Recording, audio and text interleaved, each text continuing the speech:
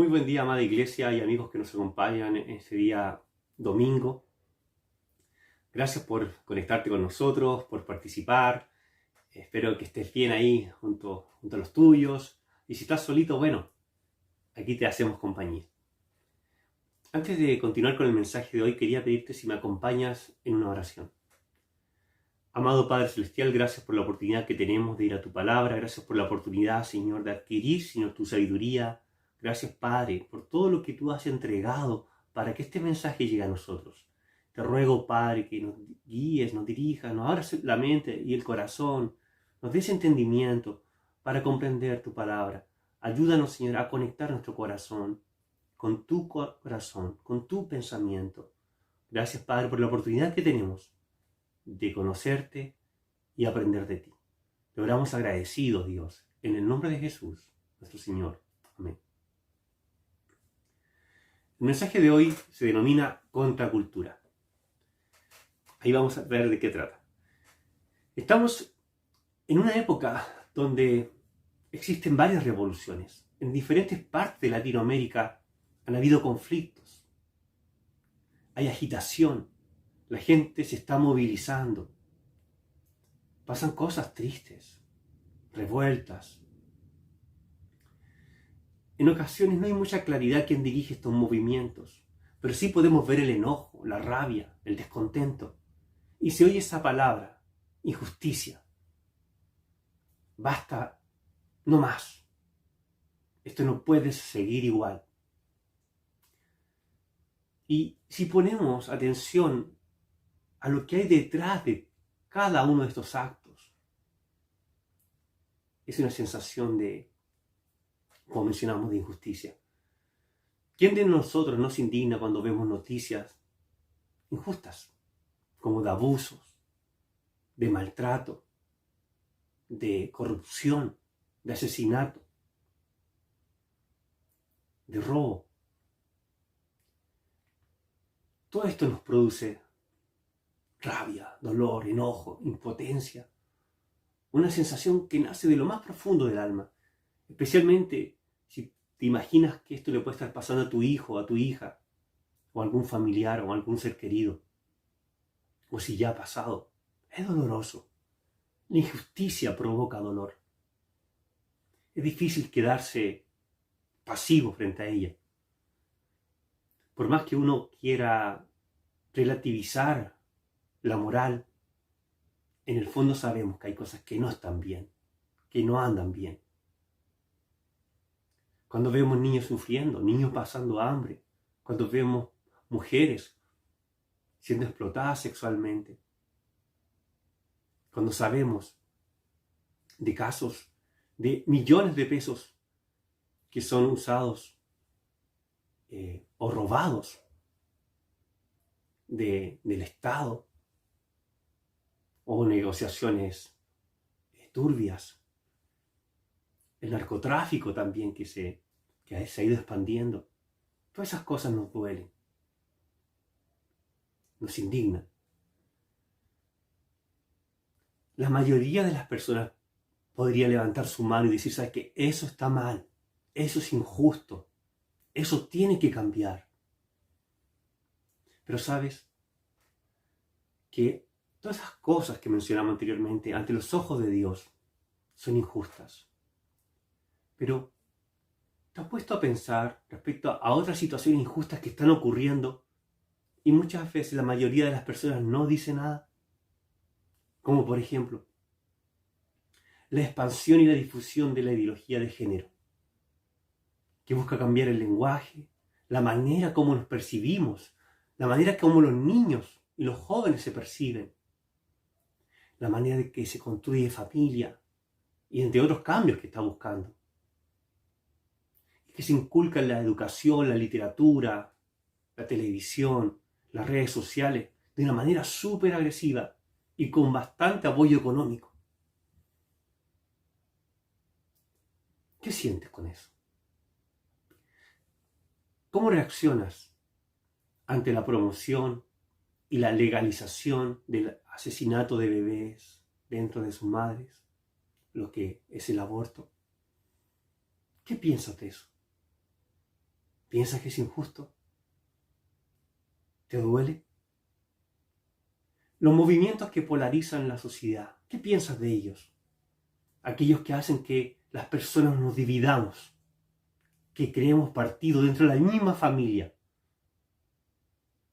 donde se crea este ambiente de polarización, está la víctima y el victimario, donde el rico es el malo y el pobre es la víctima, donde el empresario es el malo y el trabajador es la víctima, donde los hombres son los malos y la mujer es la víctima, donde el hombre blanco, de piel clara, es malo y la persona de piel oscura es la víctima.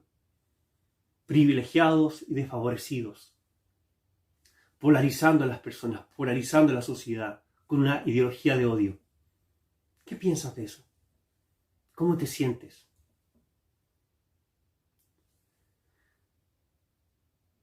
También en todas estas ideas y mensajes que se van transmitiendo y comunicando y que generan tanto ruido y que intimidan, ya que si tú tienes una opinión o dices algo que no va de acuerdo a lo que dice la mayoría, te pueden juzgar, te pueden rechazar, te pueden marcar. Como se dice, te pueden funar en las redes sociales. ¿Qué piensas de esto? ¿Sabes? Para Dios hay cosas que son injustas y que la mayoría aprueba. Pero también para Dios hay cosas que son injustas que la mayoría calla. O al contrario, las ve como buenas.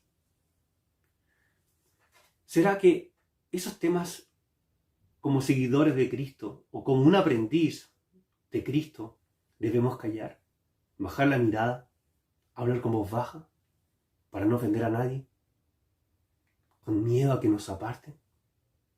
¿Será que la Biblia guarda silencio en estos temas? ¿Será que Dios no tiene nada que decir? Dios, el diseñador de la realidad, el creador del universo, ¿tendrá opinión en esto? La verdad sí la tiene.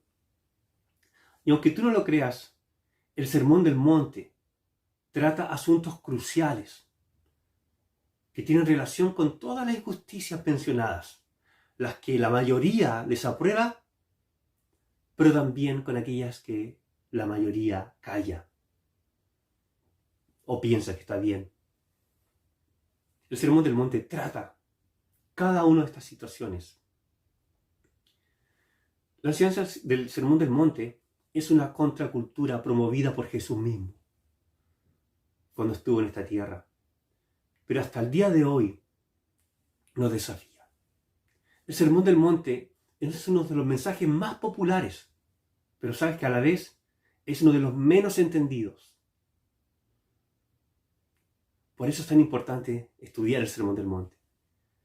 Cuando hablamos de contracultura, de que Jesús vino a promover una contracultura al sistema establecido, ¿a qué nos referimos? La palabra contracultura son los valores, tendencias y formas sociales opuestas a las establecidas en una sociedad. El término fue creado por el historiador Theodore Roszak en su libro de 1968, El nacimiento de una contracultura. Se escribió a raíz del movimiento social surgido a mediados de los 60, en 1960, en Estados Unidos, que rechazaba los valores sociales y los modos de vida establecidos en esa época, y que fue ramificado a otros lugares del mundo. Por ejemplo, llegó hasta Francia. Y ¿sabes qué es? Es un ataque, lo que es la contracultura, es un ataque a la cultura preponderante. Es una corriente social que nace dentro de una cultura dominante que se plantea como una alternativa o contraposición a esta. Es una forma específica de ver la realidad, cuestiona lo establecido, busca reinterpretar la cultura oficial.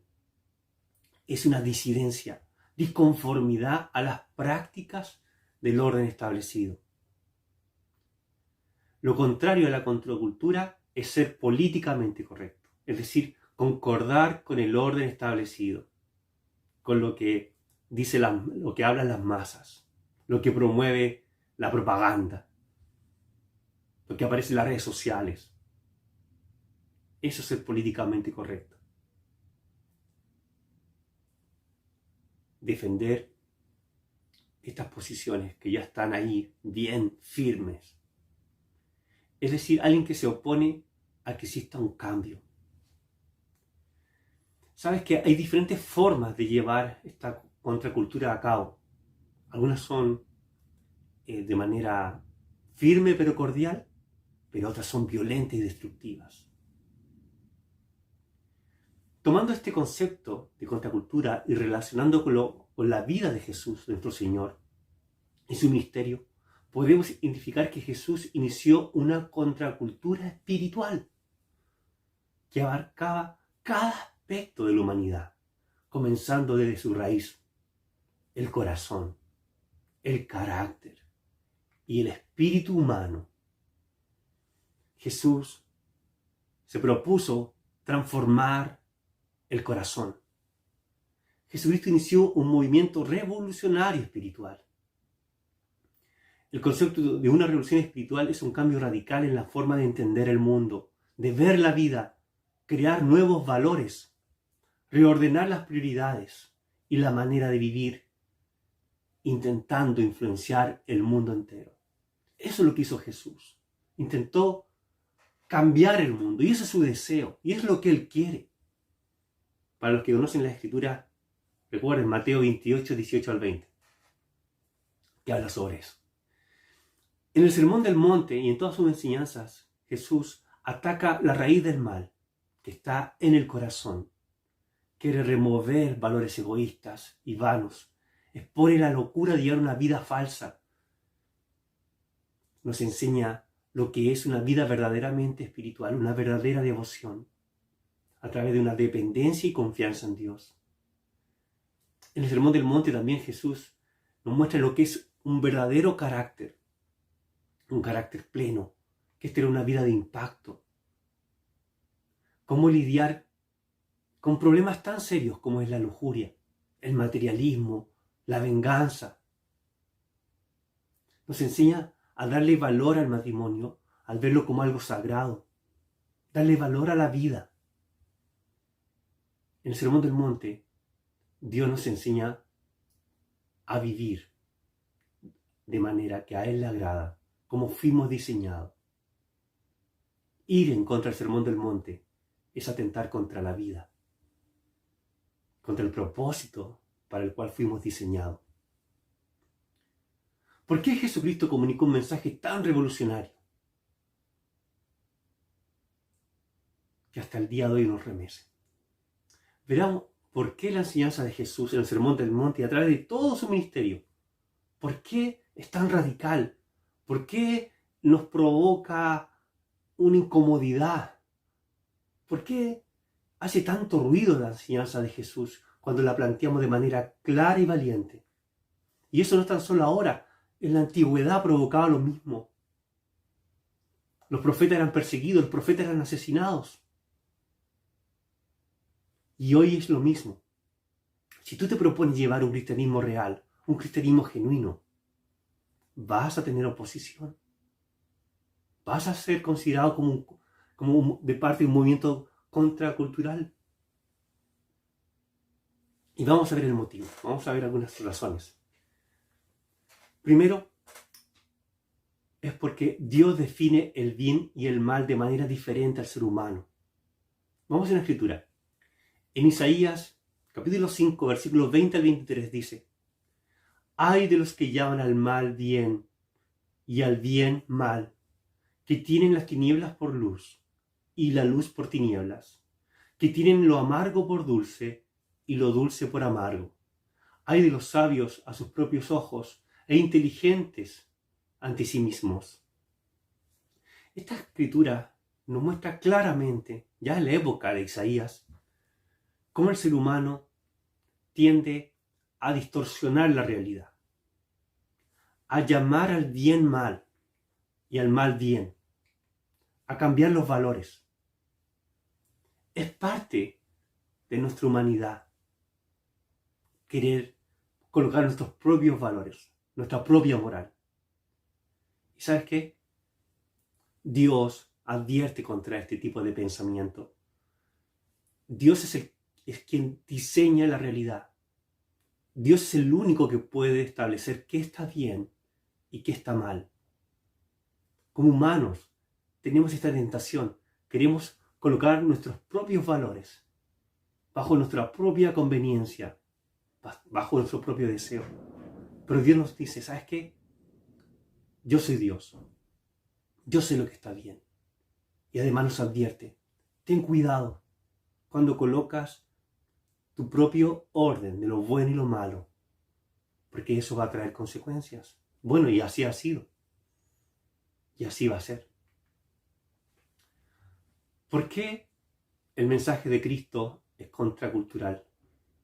Porque Dios ve la realidad de una perspectiva completa, diferente a la nuestra.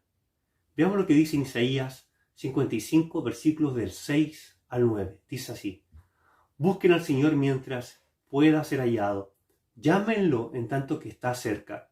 Abandone el impío su camino y el hombre malvado sus pensamientos, y vuélvase al Señor, que tendrá de él compasión, al Dios nuestro, que será amplio en perdonar. Porque mis pensamientos no son los pensamientos de ustedes, ni sus caminos son mis caminos, declara el Señor. Porque como los cielos son más altos que la tierra, así mis caminos son más altos que sus caminos, y mis pensamientos más que sus pensamientos. Esta segunda escritura nos enseña y nos muestra que Dios ve las cosas de una manera tan distinta a la nuestra. Dios, como diseñó la realidad, puede ver todo el panorama. Dios está fuera del tiempo, está más allá del tiempo. Por lo tanto, lo que nosotros decidamos, Dios sabe cuáles van a ser las consecuencias, quiénes van a ser los afectados. Por eso, su forma de ver las cosas es tan distinta a la nuestra. Por eso es tan necesario tener la humildad para reconocer y decir, no sé, o no entiendo. Dios, guíame, Dios, muéstrame. Es tan necesario buscar a Dios para poder comprender y entender qué es lo que realmente es bueno, qué es lo que construye tu vida, construye tu matrimonio, construye tu familia, construye tu futuro y aún construye la comunidad y la sociedad donde estamos. Hay que tener la humildad y el valor para pensar lo que Dios piensa, llegar a entender. Necesitamos ser humildes, no creernos sabios bajo nuestra propia visión. Los pensamientos de Dios son más altos que los nuestros. Su pensamiento es infinito. Muchas veces podemos respetar, aunque se ha perdido un poco, ¿no?, de respetar a la gente adulta, a la gente mayor. Eso es muy triste. Pero hay culturas que respetan a la gente adulta y eso está bien. Porque la gente adulta tiene experiencia, tiene conocimientos que quizá nosotros no tenemos o no vamos a tener nunca. Si podemos respetar a alguien que tiene, no sé, una edad de 80 años, 100 y tantos años, y aprender de esa persona, de su conocimiento, ¿qué más podemos aprender de alguien que es eterno como Dios? Y además diseñó la realidad. Creo que es necesario buscarlo. Amén. Otro punto importante, ¿por qué la enseñanza de Jesús choca con la sociedad? Tercer punto, Dios ama la justicia. Vamos a un salmo que está en el Salmo 33, versículo 4 al 5. Dice así: porque la palabra del Señor es recta, y toda su obra es hecha con fidelidad. Él ama la justicia y el derecho. Llena está la tierra de la misericordia del Señor. Todo lo que conocemos, todo lo creado fue hecho por Dios. Y fue hecho de una manera justa, de una manera precisa, de una manera con amor y bondad. Todo tiene un propósito, una función, tiene sabiduría, tiene inteligencia. Dios sabe cómo opera todo. Sabe cómo tú puedes funcionar mejor, cómo tú puedes vivir una vida plena. Sabe cuál es tu propósito y el mío y el de cada uno. Dios también, de ser creador, Dios ama la justicia. Dios ama lo bueno. Dios lo ama. Imagínate qué es eso. Dios la ama la justicia. Por eso su enseñanza es justa, es buena. Y por este motivo, su palabra es como una luz. Su enseñanza es una luz que cuando llega a un sistema humano, a un gobierno humano, resplandece. Porque el sistema humano piensa en sí mismo, en su placer, en su beneficio, en sus propias ideologías. Por eso chocan. Son dos culturas diferentes. Son dos pensamientos distintos. La mente de Dios y el pensamiento humano. Porque Dios ama la justicia. Y a nosotros, como seres humanos, amamos lo que nos conviene. Amamos lo que nos beneficia. Amamos nuestros propios intereses. Y si tienes duda con eso, es cosa de ver las guerras y cada conflicto que existe. Hasta en los barrios. Porque cada uno vela por sus propios intereses. Porque no hay justicia. Bueno, vamos al último punto. Dios conoce la razón y la causa de la existencia. Veamos en la Escritura. Está en Colosenses capítulo 1, versículos 13 al 16. Porque Él nos libró del dominio de las tinieblas y nos trasladó al reino de su Hijo amado, en quien tenemos redención, el perdón de los pecados. Él es la imagen del Dios invisible, el primogénito de toda creación, porque en Él fueron creadas todas las cosas, tanto en los cielos como en la tierra, visibles e invisibles, ya sean tronos o dominios, o poderes o autoridades. Todo ha sido creado por medio de Él y para Él. Y Él es antes de todas las cosas, y en Él todas las cosas permanecen. Amén, increíble, ¿no? Jesucristo, el Señor, no se limita tan solo a la iglesia. No es tan solo que Jesús tiene importancia en la iglesia, aunque lo tiene. Es la cabeza de la iglesia, es la cabeza del cuerpo. Pero lo que nos revelan las Escrituras a través del Espíritu Santo es que Jesús no tiene tan solo que ver con la iglesia, con la salvación, aunque sí lo tiene claramente, sino con todo el universo, con todo lo que existe. Aun cuando tú no seas creyente y para ti Dios sea algo indiferente, sin importancia, ¿sabes qué? Dios diseñó todo lo que existe, lo visible, lo invisible, lo que conocemos, lo que desconocemos, y lo cual es mucho. Somos una mota de polvo suspendida en el universo. Dios lo diseñó todo. Dios lo sabe todo. Y sabe cuál es la causa y la razón de todo lo que existe. Y es Jesús. Es increíble, ¿no? El Hijo de Dios es la razón de todo lo que existe. Tú fuiste creado para Él. Los animales, la naturaleza, los paisajes que te cautivan, los paisajes que te asombran, todo fue creado para Jesús. Por eso, la enseñanza de Cristo choca con cualquier sistema de gobierno, con cualquier cultura. Porque si Jesús no es el centro, si Jesús no está ahí ordenándolo todo, si no está todo sujetado a su autoridad, a su gobierno, no tiene sentido. Va a fracasar. El hombre no es el centro de todo. Y ese es el problema de cualquier sistema de gobierno, de cualquier ideología.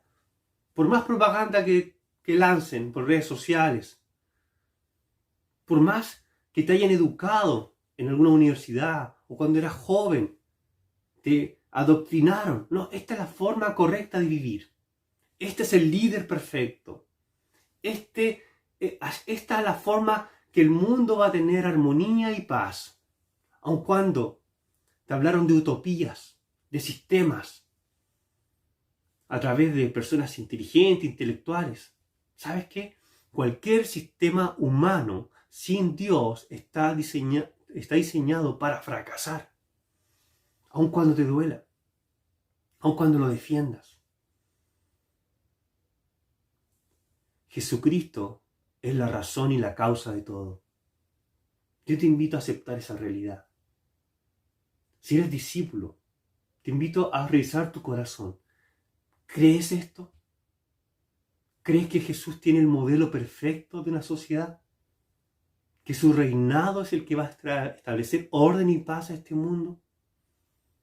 ¿O todavía tus esperanzas están puestas en un líder, en un sistema político? Es tiempo de cuestionarnos. Es tiempo de crecer. Es tiempo de dejar partidos y divisiones. Es tiempo de sanar el corazón. Jesucristo fue el que murió por nosotros. Jesucristo fue el que murió por ti. No fue ningún líder político, ningún revolucionario. Te amó y te conoce. El universo no fue creado para Él, pero sí para Jesús y por Jesús. Y sabes que, como parte del versículo 13, porque Él nos libró del dominio de las tinieblas y nos trasladó al reino de su Hijo amado.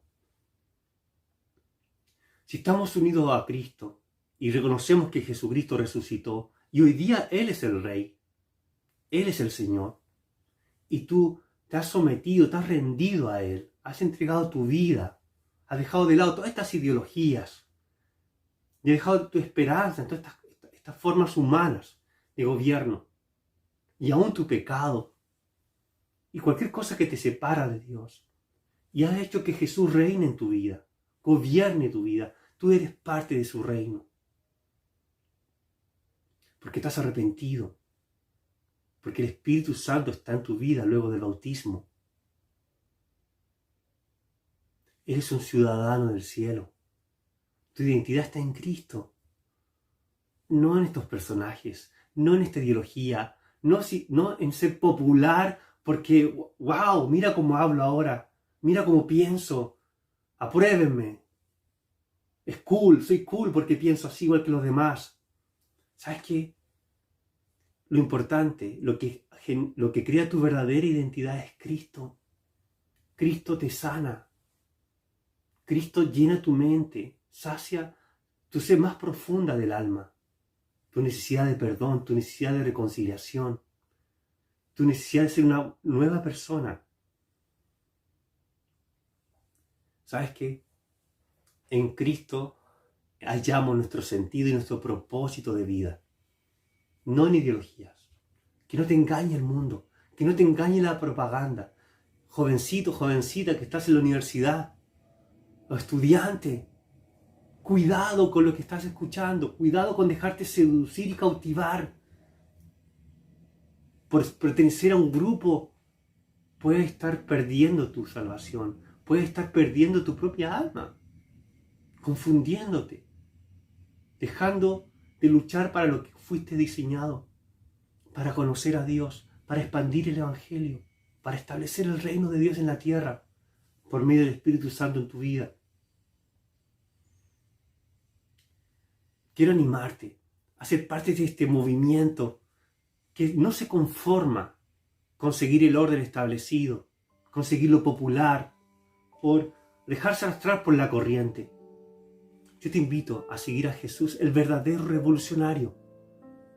Y sabes que su revolución no fue destructiva.